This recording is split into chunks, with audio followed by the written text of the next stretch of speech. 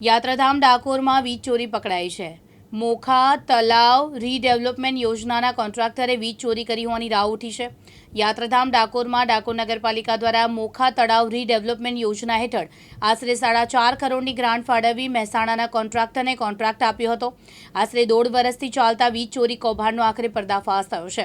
ડાકોર એમજીવીસીએલના કર્મચારીઓ તમામ ગુનેગારો સામે વીજ ચોરીની કલમ 135 મુજબ કાયદેસરની કાર્યવાહી હાથ ધરી છે।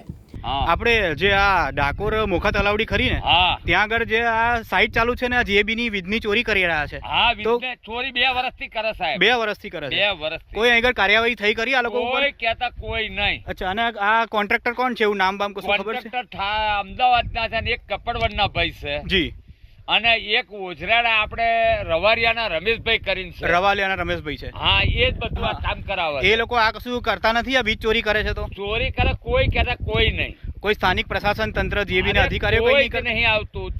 તો સરકાર જોડેથી શું આશા રાખો છો તમે? સરકાર જોડે આપણે એક કે ચોરી કરવાની નહીં, તમે કાયદેસર તમે કરો કામકાજ। ઓકે, જે ફરિયાદ મળી છે એના અનુસંધાનમાં આપણે શું કાર્યવાહી કરી?